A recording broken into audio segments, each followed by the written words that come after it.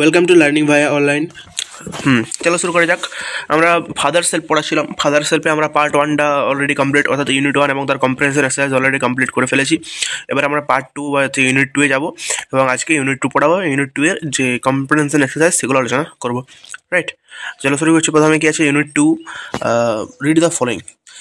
তাহলে আমরা ইউনিট 1-এ পড়েছিলাম যে যেগুলো হোক স্বামী কিন্তু স্কুলে যাবে না বলছে এবং তার বাবা বলছে তাকে যেভাবে হোক স্কুলে পাঠাবো। ইউনিট 2 এটাই পড়বো যে স্বামী স্কুলে যাবে তার বাবার জোরে। কীভাবে বাবা জোর করবে, কীভাবে স্বামী যাবে, এবং তার সঙ্গে টুইস্ট আছে, যে টুইস্টটাও ইউনিটে পাবো আমরা। চলো দেখি। Swami hoped that with this his father would be made to see why he must avoid school for the day.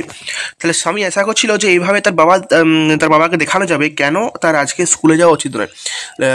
With is that why he must avoid school for the day, মানে এতগুলো নাটক করলো, মাথা ব্যথা, তারপরে late করে যাওয়া যাবে না, এই নাটকগুলো দ্বারা স্বামী তার বাবাকে দেখাতে চেয়েছিল যে কেন স্যামুয়েলের ক্লাসে সে বা স্কুলে সে যাবে না, রাইট? তারপরে but father's behaviour took an unexpected turn, অর্থাৎ কিন্তু বাবার আচরণ এক অপ্রত্যাশিত বাঁক নিল। টুক অ্যান আনএক্সপেক্টেড, যেটা ভাবনা প্রত্যাশিত ছিল না, যেটা মানে সাধারণ ছিল না, সেরকম একটা তার বাবার চিন্তা, ফাদার্স বিহেভিয়ার বা আচরণ ওর দিকে মুড়ে দিয়ে গেল, মানে যেটা স্বামী আশা করেনি সেটা হলো। হি propose to send a letter with স্বামী টু দ্য হেডমাস্টার। ঠিক, সে কি বললো? তিনি প্রস্তাব দিলেন স্বামীকে দিয়ে হেডমাস্টার মশাইকে একটা চিঠি পাঠাবেন। তিনি অর্থাৎ তার বাবা, স্বামীর বাবা তাকে স্বামীকে বললো যে বা তিনি স্বামীকে বললেন যে তোর মাধ্যমে তোর হেডমাস্টারকে আমি একটা চিঠি পাঠাবো। No amount of protest from Swami would make him change his mind, অর্থাৎ স্বামীর কোনো ধরনের প্রতিবাদে বাবার মন পরিবর্তন করা গেল না। স্বামী যে এতগুলো এক্সকিউজেস দিল, এতগুলো কথা বললো যে দেরি করে যাওয়া যাবে না, হেডেক আছে, তারপরে হেডমাস্টারও ভয় পায় ওকে, এগুলো কোনোটা তার বাবার উপর প্রভাব পড়লো না। এবং তার বাবা তাকে বললো যে আমি চিঠি লিখবো, চিঠিটা তো হেডমাস্টারকে দিবি। তাই no amount of protest from Swami would make him change his mind, অর্থাৎ স্বামীর কোনো ধরনের প্রতিবাদে বাবার মন পরিবর্তন করা গেল না, ঠিক। By the time Swami was ready to leave for school, father had composed a long letter. তাহলে by the time long letter to the headmaster, তাহলে by the time Swami was ready to leave for school, অর্থাৎ সেই সময় স্বামী কিন্তু স্কুলে যাওয়ার জন্য প্রস্তুত হলো। জনার্দনের প্রকারণে তাকে স্কুলে যেতেই হবে এবং তাই সে প্রস্তুত হয়ে গেল তার বাবার জোরে। বাবা his father had composed a long letter to the headmaster, অর্থাৎ বাবা হেডমাস্টারকে একটি বড় চিঠি লিখে ফেলেছেন অলরেডি। যখন তার রেডি ছিল, স্বামী রেডি ছিল, তখন তার বাবা একটি বড় চিঠি, কম্পোজড এ লং লেটার, তার বাবা একটা বড় চিঠি হেডমাস্টারের জন্য লিখে ফেলেছেন। এবার এই জায়গাটা ভালো করে, এই লাইনটা ভালো করে মনে রাখবে। He put it in an envelope and sealed it. He put it in an envelope and sealed it, right? মানে আর কি যে তিনি ওই লেখা চিঠিটি, যেটা হেডমাস্টারকে তার বাবা লিখেছিল, সেই চিঠিটি কী করলেন, তার বাবা এটি খামে ভরলেন এবং সেটির মুখ বন্ধ করে দিলেন। তাহলে এটি এনভেলপ মানে এটি খামে ভরলেন এবং সিল দিলেন, তার মুখ বা তাকে সিল করে দিলেন, মানে চিঠির মুখটা সিল করে দিলেন, চিঠিকে বন্ধ করে দিলেন এবং খামটার ভিতরে, রাইট? তারপরে কি বলছে স্বামী, তারপরে কি বলছে, what have you written father, Swami asked apprehensively, অর্থাৎ স্বামী তোমার দুশ্চিন্তাগ্রস্ত হবে। অ্যাপ্রিহেন্সিভলি মানে দুশ্চিন্তাগ্রস্তভাবে জিজ্ঞেস করলো। কেন করলো দুশ্চিন্তাগ্রস্তভাবে জিজ্ঞেস করলো? কারণ এর পরে ব্যাখ্যাটা তোমরা অবশ্যই নিচে পেয়ে যাবে ব্যাখ্যাটা। তাহলে কি বলছে, what have you written father, অর্থাৎ বাবা তুমি এই চিঠিটি কি লিখেছো? স্বামী আস্কড অ্যাপ্রিহেন্সিভলি, দুশ্চিন্তাগ্রস্ত হবে স্বামী জিজ্ঞাসা করলো।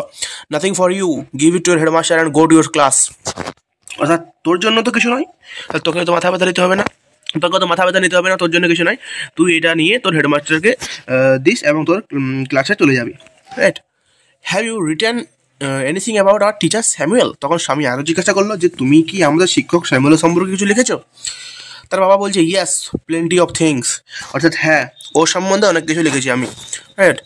আচ্ছা, what has E done father, বাবা উনি কি করেছেন? হোয়াট হ্যাজ ই ডান, মানে স্বামী তখন বলছে যে বাবা উনি কি করেছেন যে তুমি ওনার সম্বন্ধে চিঠি লিখে তুমি হেডমাস্টারকে দেবে বলছো? তারপর তার বাবা বলছে everything is there in the letter, give it to your headmaster, বলছে চিঠিতে সব কিছু লেখা আছে, তোকে তো মাথা ব্যথা নিতে হবে না, চিঠিতে সব কিছু লেখা আছে, তুই শুধু তোদের হেডমাস্টারকে চিঠিটা দিস। Swami went to school feeling that he, এবারে এখান থেকে তোমাকে এবারে এই জায়গা থেকে এতটা পর্যন্ত মন দিয়ে শুনবে সকলে। Swami went to school feeling that he was the worst boy on earth. স্বামী এরকম ভাবতে ভাবতে স্কুলে গেল যে সে হলো পৃথিবীর সব থেকে নিকৃষ্টতম বা খারাপ ছেলে, ওর্স বয় অন দ্য আর্থ। স্বামী এটা ভেবে ভেবে স্কুলে গেল। কেন? কারণ হিজ কনসায়েন্স, কারণটা পরে ভাবো আমরা, হিজ কনসায়েন্স বদার হিম, তাহলে হিজ কনসায়েন্স, কনসায়েন্স মানে তার বিবেক, তার বিবেক তাকে দুশ্চিন্তায় ফেললো, বদার হিম, তাকে দুশ্চিন্তায় ফেললো। হি ওয়াজ not at all sure if his description of Samuel had been accurate. ঠিক আছে, সে আদৌ নিশ্চিত ছিল না যে স্যামুয়েল সম্পর্কে তার দেওয়া যে বর্ণনা, যেটা সে তার বাবাকে দিয়েছিল, যে স্যামুয়েল রাগী খুব, ওর ক্লাসে দেরি করে যাওয়া চলবে না, ওকে হেড স্যারও ভয় পায়, এরকম যে একটা বর্ণনা দিয়েছিল তার বাবাকে, সেটা নিয়ে সে নিজেই একটা কনফিউজ ছিল যে স্যামুয়েল সম্পর্কে তার বর্ণনাটা সঠিক কি, right. He felt he had mixed up the real and the imagine. অর্থাৎ তার মনে হলো, স্বামীর মনে হলো যে সে সত্যিটাকে, দ্য রিয়েল, যেটা সত্যি জানে না, ঠিক আছে, যেটা সে জানে না স্যামুয়েল সম্পর্কে, তো সঠিক তার মানে স্যামুয়েলের ক্যারেক্টারটা সে এখনো জানে না, সেটার সাথে সে বাস্তবের যে মিল, দ্য ইমাজিন মানে কল্পনার যে রিয়েল, বাস্তবের সাথে যে ইমাজিনের যে কল্পনার যে মিল, সেটা সে মিশিয়ে ফেলেছে। তার মনে হলো সেই জন্য বাস্তবের সঙ্গে কল্পনা মিশিয়ে ফেলেছে। তার বাস্তবটা কি ছিল? বাস্তবটা সে জানে না যে স্যামুয়েল আদৌ ওরকম বটে কিনা, স্যামুয়েল ওরকম বোকাঝোকা করে কিনা। তাহলে ওটা না জেনে সে তার বাবাকে বলে দিল এরকম বোকাঝোকা করে লেট করে যাওয়া চলবে না, এবং সেটা ছিল ইমাজিন, যেটা সে বললো। তাই ইমাজিনের সাথে বাস্তবকে সে মিস করে ফেলেছে, তাই তার মনে হচ্ছে যে পৃথিবীর সব থেকে নিকৃষ্টতম ছেলে সে, কারণ তার বিবেক থেকে উদ্বিগ্ন ফেলছিল, কারণ সে একটা মিথ্যাভাবে একটা লোককে ফাঁসিয়ে দিচ্ছিল। দেন তারপরে লাইনটা কি বলেছে তারপর প্যারাতে, Swami stopped on the road side to make up his mind about Samuel. Swami stopped on the road side to make up his mind about Samuel. Swami কী করলো? রাস্তার ধারে দাঁড়ালো স্যামুয়েল ব্যাপারে মনস্থির করার জন্য, স্যামুয়েলকে নিয়ে ভাবার জন্য, যে আমি স্যামুয়েলকে সত্যি কি বলেছিলাম, যেটা বললাম সেটাই কি সত্যি স্যামুয়েল সম্পর্কে, সেটা নিয়ে ভাবার জন্য স্বামী রাস্তার ধারে দাঁড়ালো, the road side. Samuel was not such a bad man after all. ঠিক, স্যামুয়েল যতই হোক, স্যামুয়েল অতটা বাজে লোক নন, যতটা আমি বললাম বাবাকে, তিনি অতটাও বাজে লোক নন। Personally he was much more friendly than the other teachers, right. কি বলছে? যে অন্য শিক্ষকদের, মানে পার্সোনালি, অর্থাৎ ব্যক্তিগতভাবে he was much more friendly than the other teachers. তাহলে অন্য টিচার্সদের থেকে ব্যক্তিগতভাবে অন্য শিক্ষকদের তুলনায় তিনি অনেক বেশি ফ্রেন্ডলি, অর্থাৎ বন্ধু মনোভাব সম্পন্ন। তিনি অনেক আমাদের সাথে বেশি খোলামেশা করে, মানে বন্ধুর মতো মেশে, বন্ধুর মতো কথা বলে, বন্ধুর মতো পড়ে আমাদেরকে, সে মতন বটে, অনেক অন্যান্য টিচার থেকে অনেক ভালো আছে। Swami also felt Samuel had a special regard for him. Swami also failed, অর্থাৎ স্বামীর আরও মনে হয় যে স্যামুয়েলের তার প্রতি এক বিশেষ পছন্দ রয়েছে, মানে স্যামুয়েল অন্যান্য ছাত্রদের থেকে স্বামীকে একটু বেশি লাইক করে আর কি, এটাই স্বামী মনে করলো তখন, যে স্যামুয়েল তো, আমি স্যামুয়েলকে এরকম বলে দিলাম, কিন্তু স্যামুয়েলের তো আমার প্রতি একটা বিশেষ ইয়ে রয়েছে, পছন্দ রয়েছে। তাই সেটা নিয়ে সে রোড সাইডে দাঁড়িয়ে ভাবতে লাগলো স্যামুয়েল সম্পর্কে, এবং সে ভাবলো যে স্যামুয়েল তো অতটা খারাপ না যতটা আমি বললাম, বরঞ্চ সে অন্যান্য শিক্ষকের তুলনায় আরও বেশি ভালো, এবং সবার সাথে বন্ধুর মতো মেশে, বন্ধুভাব সম্পন্ন, ফ্রেন্ডলি। তারপরে প্রায় আছে, Swami's head was dizzy with confusion. Dizzy মানে নিচে লেখা হবে, হ্যাঁ, imbalanced and undecided state of mind. অর্থাৎ তোমার কি বলবো, ইনব্যালেন্স, যেটা তোমার আনডিসাইডেড, মনকে ঠিক রাখতে পারছে না, মনকে শান্ত রাখতে পারছে না। Swami's head was dizzy with confusion, স্বামীর মাথা যেটা, সেটা তার তালগোল পাকানো চিন্তা ভাবনা স্বামীর মাথায় ভোগ করতে লাগলো। স্বামীর head was dizzy with confusion, তাহলে বিভিন্ন রকমের চিন্তা ভাবনাগুলি, যেগুলো চিন্তা ভাবনা ভাবছে রাস্তার ধারে দাঁড়িয়ে দাঁড়িয়ে, সেগুলো তার মাথায় একটা কী করতে লাগলো, মানে ভোগ করতে লাগলো, মাথাটা খেতে লাগলো পুরো যে চিন্তা ভাবনাগুলো। He could not decide if Samuel really deserve the allegations made against him in the letter. অর্থাৎ সে জানে না চিঠিকে লেখা আছে, তাও সে ভেবে নিয়েছে যে স্যামুয়েল সম্পর্কে কিছু লেখা আছে, এবং অনেকটাই লেখা আছে, কারণ তার বাবা বলেছিল যে হ্যাঁ স্যামুয়েল সম্পর্কে প্লেন্টি অফ থিংস লেখা আছে। তাহলে সে কিছুতে he could not decide if Samuel really deserve the allegations made against him in the letter. তাহলে সে কিছুতে মনস্থির করতে পারলো না চিঠিতে লেখা তার সম্পর্কে সমস্ত অভিযোগগুলি, মানে সত্যিকে স্যামুয়েল ডিজার্ভ করে, সত্যিকে স্যামুয়েল তার যোগ্য, রাইট। এটা কী হলো, স্বামী কিন্তু ডিসাইড করতে পারলো না যে আমি যেটা বলেছিলাম সেগুলো, মানে যে এলিগেশনগুলো যেগুলো দিয়েছিলাম স্যামুয়েলের উপরে, সেই এলিগেশনগুলো কি সত্যিই স্যামুয়েল ডিজার্ভ করে? The more he thought of Samuel the more স্বামী গ্রেভড ফর হিম।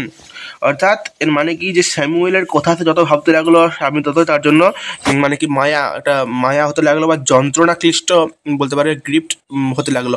তাহলে মায়া একটা হতে লাগলো। তাহলে যতই সে স্যামুয়েল নিয়ে এসব ভাবতে লাগলো যে সত্যি বেচারাকে আমি ফাঁসি দিলাম, এ তো আমার ছিল না, আমার জন্য সে এত কেস খাবে আর কি, তাহলে এ নিয়ে সে ভাবনা করতে লাগলো to recall Samuel's dark face. তারপর স্যামুয়েলের ফেসের এখানে বর্ণনা দেওয়া হচ্ছে, এখানে মন দিয়ে পড়বে শুনবে।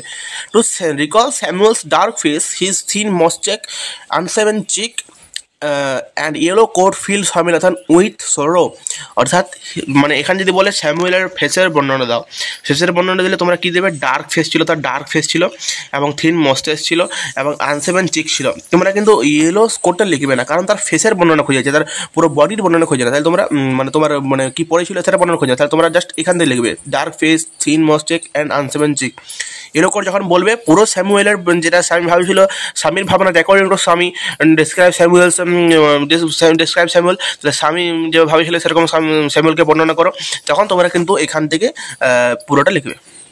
তাহলে কি বলছে? To recall Samuel's dark face, his thin moustache, unshaven cheek and yellow coat fill Swaminathan with সরো।